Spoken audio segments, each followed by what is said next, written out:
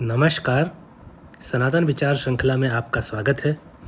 आज का वीडियो आधुनिक विज्ञान की जो तरक्की है, जो उन्नति है, उसका सनातन धर्म के साथ में कुछ लोग जो तुलना करते हैं कि विज्ञान आने वाले समय में इतना आगे बढ़ जाएगा कि सनातन धर्म के लिए किसी प्रकार से चुनौती बनेगा। क्या यह संभव है?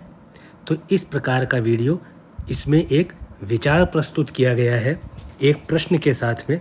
आप कृपया वीडियो को ध्यान से सुनिएगा। वास्तव में ये चिंतन का विषय है और सुनने में, समझने में आपको बहुत आनंद आएगा।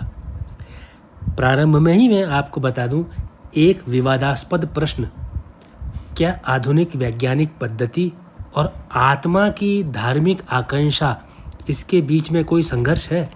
हमें एक बात समझनी होगी कि कोई किसी के लिए भी चुनौती तो तभी हो सकता है जब उन दोनों का आधार समान हो।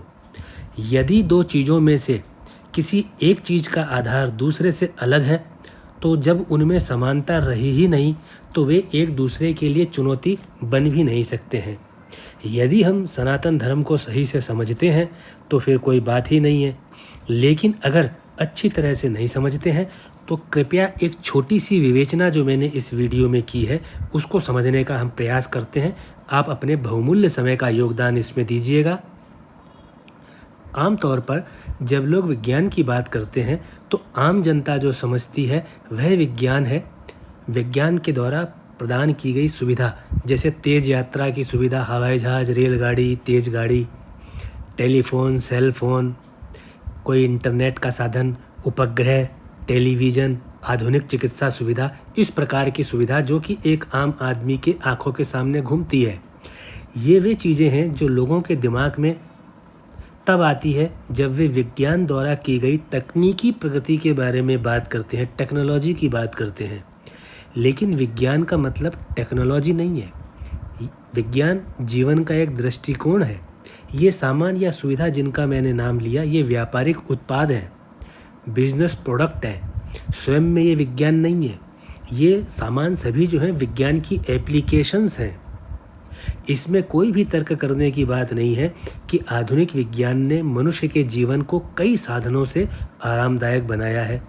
अच्छी उपचार की व्यवस्था से आयु को लंबा करने में, कई बीमारियों से छुटकारा दिलाने में, सर्जरी के द्वारा या अन्य सिंगल मॉलिक्यूल जो आते हैं उनके द्वारा, ये सब आराम देने वाली वस्तुएं प्रदान की गई हैं। वैज्ञानिक अवधारणाओं में समय समय पर बदलाव होते हुए भी देखे गए हैं, जिसमें विज्ञान की पुरानी अवधारणाओं को पूरी तरह से नकार दिया गया है और नए विचारों को स्वीकार किया गया है। ऐसा निरंतर होता गया है और आज भी चल रहा है, क्योंकि विज्ञान कोई एक छोटा सा विषय तो है नहीं कि जिसको एक कोने में खड़ा करके किसी भी चीज़ से तुलना कर सके। केवल जो सामने दिखता है उसी की तुलना की जा सकती है। जो अभी सामने आया ही नहीं है उसकी तुलना भला किस प्रकार से किसी भी दूसरी चीज़ से की जा सकती है। लेकिन विचार किया जा सकता है कि आखिर कहाँ तक उन्नति जाएगी। क्या वास्तव में इससे धर्म का नाश हो जाएगा?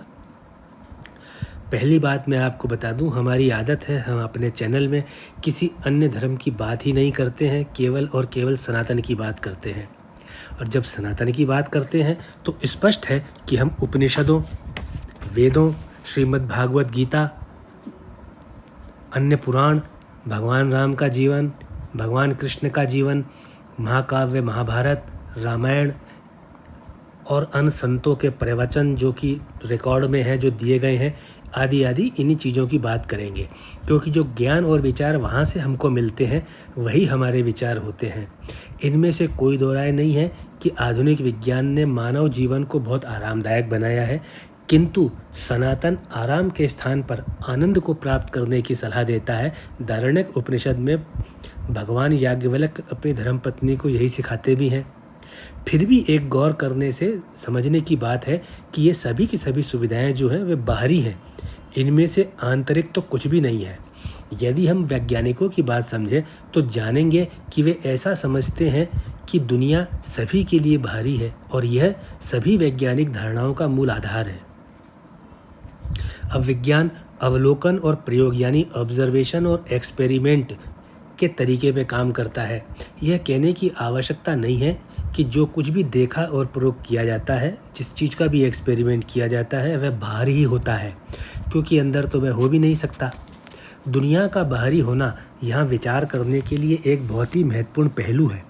लेकिन हम अपने आप से एक प्रश्न पूछ सकते हैं, क्या दुनिया वास्तव में हमसे बाहर है, ताकि दुनिया में जो कुछ भी होता है उसका हम पर कोई भी प्रभाव न पड़े और दुनिया को इस बात की परवाह ना हो कि हमारे अपने आंतरिक कार्यों में हमारे साथ क्या क्या हो रहा है।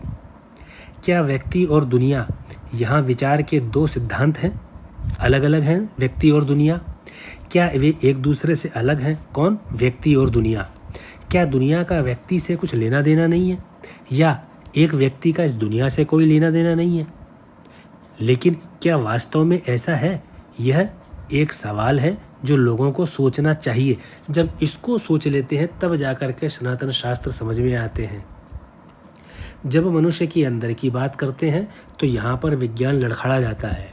यदि हम थोड़ी देर के लिए सोचें और हम विचार करें कि हम कहेंगे कि हमारा मन विचार करता है, और यदि हम अपने मन पर नियंत्रण करना चाहें तो हम कहेंगे कि हमें अपने मन को नियंत्रण में रखने के प्रयास करने चाहिए। फिर हमारे अंदर कौन है जो हमारे ही मन को नियंत्रण में रखने का प्रयास करेगा? या हम अपने अंदर किससे उम्मीद करते हैं कि वह हमारे मन को नियंत्रण में रखने का प्रयास करेगा? इसका मतलब हमारे अंदर हमारे मन से भी शक्तिशाली कोई तो जरूर है, लेकिन वह क्या है? इस प्रश्न का उत्तर होता है वह प्राण है। वही प्राण जो कुछ भी नहीं करता, लेकिन यदि जागृत कर दिया जाए तो जो सबसे चंचल है उस मन को भी नियंत्रित कर सकता है। यह सनातन से आ रहा है। विज्ञान की बाह्यता के सिद्धांत को बताता है। विज्ञान केवल एक्सटर्नलिज्म की बात, बाह्य के सिद्धांत को बताता है, लेकिन सनातन शास्त्र कहते हैं कि बाहरी वस्तु कभी संतुष्टि नहीं देती। इसलिए हर जो इच्छा होती है वह त्रासदी, निराशा और पूर्ण हार में समाप्त होती है। कोई भी इस दुनिया से जब जाता है तो इस संतुष्टि के साथ नहीं जाता कि मेरा प्रयास सफल हुआ। वह केवल इतना ही जानता है कि सब कुछ खो गया। जाने वाले बूढ़े से बूढ़े व्यक्ति का भी निष्कर्ष यह होता है कि मेरा पूरा जीवन व्यर्थ हो गया, और किसी भी काम को जो मैंने करना चाहा या जो मैंने प्राप्त किया, उसमें जो मेरा प्राप्त होने वाला है उसमें कोई मूल्य या महत्व नहीं है, क्योंकि उसने ऐसा ही जीवन जिया है। इसके उल्टे सनातन का जो धार्मिक आदर्श वही अकेला पूर्ण है, क्योंकि धार्मिक आदर्श दुनिया की बाह्यता या किसी भी चीज़ की आंतरिकता की अवधारणा पर आधारित नहीं है। कृपया आप ध्यान से सुनिएगा। सनातन शास्त्र कहते हैं कि न तो दुनिया हमारे बाहर है, न ही हमारे अंदर। हम दुनिया से अभिन्न रूप से जुड़े हुए हैं। हमारे अपने संबंध में भी दुनिया के साथ ऐसा ही है। हम दुनिया से बाहर नहीं बैठे हैं, हम दुनिया में हैं लेकिन दुनिया के अंदर नहीं है। जैसे कि किसी बर्तन में रखी कोई चीज़ होती है, हम उस बर्तन में रखी चीज़ नहीं है। व्यक्ति और ब्रह्मांड के बीच का संबंध एक जैविक संपूर्णता का है। जैसे मेरा शरीर कैसे बनता है? नाक, कान, आँख, हाथ, पैर, उंगली, त्वचा, बाल, इन सब चीज़ों से बनता है। तो ये मेरे शरीर में जैविक संपूर्णता है। सनातन शास्त्रों का यही कहना है कि हम भी ब्रह्मांड हैं। जैसे पृथ्वी, चंद्रमा, सूर्य, अन्य ग्रह, तारे, यही केवल ब्रह्मांड नहीं है, यानी ब्रह्मांड के विस्तार में हम भी हैं। हम ब्रह्मांड का हिस्सा हैं, हम ब्रह्मांड का ही हिस्सा हैं। कोई कितना बड़ा है और कोई कितना छोटा है वह महत्वपूर्ण नहीं है, बल्कि हर हिस्सा महत्वपूर्ण है और सभी हिस्से अपना अपना महत्व रखते हैं। तो यहाँ पर देखिए सनातन इस प्रकार की महिमा देता है। अब आप एक इतिहास सुनिए। महान भौतिक शास्त्री सर आर्थर एडिंगटन, जो यह स्वीकार ही नहीं करते थे कि ईश्वर या चेतना जैसी कोई चीज़ है, रिसर्च करते करते अनजाने में ही इस चीज़ को स्वीकार करने लगे और अपनी महान पुस्तक the nature of the physical world में उन्होंने एक सत्य कहा। वे क्या कहते हैं? दुनिया का पदार्थ चेतना है। इसका सीधा सा अर्थ है कि जो भी दिखाई देने वाली दुनिया है सभी केवल चेतना ही है, कुछ और हो भी नहीं सकता है। तो ये एक महान भौतिक शास्त्री हुए हैं जिन्होंने ब्रह्मांड की गति के ऊपर अध्ययन किया है, अंतरिक्ष पे अध्ययन किया है, ऊर्जा पे अध्ययन किया है, तरंगों पे अध्ययन किया है, वे जब बहुत ज़्यादा ज्ञान प्राप्त कर गए तो उनके मस्तिष्क में आया कि दुनिया केवल चेतना है। तो जैसे जैसे और वैज्ञानिक विज्ञान को आगे बढ़ाएंगे तो वे भी इस निष्कर्ष पर पहुंचने वाले हैं, समय लगता है। विज्ञान को गलत तरीके से समझना धर्म के लिए खतरा है, या यूं कहिए कि केवल विज्ञान को ही मानव जीवन का आधार मानना पूरी तरह से गलत है। अगर कोई इसे केवल बहुत तेज़ गति से उड़ने वाले हवाई जहाज़ या बहुत उन्नत सैटेलाइट या टेलीविज़न, इंटरनेट के माध्यम से काम करने की तकनीकी प्रक्रिया के रूप में देखते हैं और ये विज्ञान को समझने की एक खराब अवधारणा होगी। अगर हम निष्पक्ष रूप से इसके साथ चलें तो हम जानेंगे कि विज्ञान एक महान खोजी प्रक्रिया है जो चलती रहनी चाहिए, जो हमें जीवन के जो रहस्य हैं उनकी गहराई तक लेकर के जा सकती है। ये चलती रहेगी तो आने वाले समय में वही विचार निकल के आएंगे जो सनातन शास्त्र में लिखा हुआ है। अभी तो विज्ञान है ही कितना, 200 साल पुराना ही है। सनातन शास्त्र तो 15,000 साल से भी ज़्यादा पुराना है। थोड़ा इंतज़ार करते हैं। विज्ञान की एक अप्रत्याशित खोज यह है कि दुनिया का पदार्थ चेतना ही है, कॉन्शस है, और सुपर कॉन्शस कौन है? ब्रह्म है। ऐसा क्यों है? ऐसा इसलिए है क्योंकि दुनिया को जानना जरूरी है ताकि यह स्वीकार किया जा सके कि यह मौजूद है। आपको मुझको कौन बता रहा है कि दुनिया मौजूद है? यह आपकी चेतना और मेरी चेतना बता रही है कि दुनिया मौजूद है। दुनिया को कैसे पता चलता है कि दुनिया मौजूद है? जब तक कि यह चेतना अनुभूति न करा दे कि दुनिया मौजूद है। भौतिक दुनिया की संरचना को चेतना की संरचना में समाहित करना ही वह कारण है जिसके कारण हम दुनिया के अस्तित्व में विश्वास करते हैं। और विशेष बात यह है कि यह चेतना हमारी है। इसलिए आखिरकार विज्ञान की सर्वोच्च खोजों और सनातन की महान आकांक्षाओं के बीच कोई संघर्ष नहीं रह जाता है। अगर आप उदाहरण लें कि पृथ्वी अपनी धुरी पर घूमती भी है जिससे दिन रात होते हैं, और सूर्य के चारों ओर चक्कर भी लगाते हैं जिससे कि ऋतुएं बदलती हैं, तो कौन करवा रहा है? यह चेतना है। छांदोग्य उपनिषद में हमें बताया गया है कि बाहरी दुनिया में जो कुछ भी हो रहा है वह हमारे भीतर भी हो रहा है। अगर सूरज वहाँ चमक रहा है तो हमारे भीतर भी चमक रहा है। अगर बाहर गर्मी है तो हमारे भीतर भी गर्म है। अगर बाहर बारिश हो रही है तो हमारे भीतर भी बारिश हो रही है। लेकिन हम यह नहीं समझ पाते कि ये घटनाएं हमारे भीतर भी हो रही हैं, क्योंकि धरती के तुलना में हमारा शरीर बहुत छोटा है।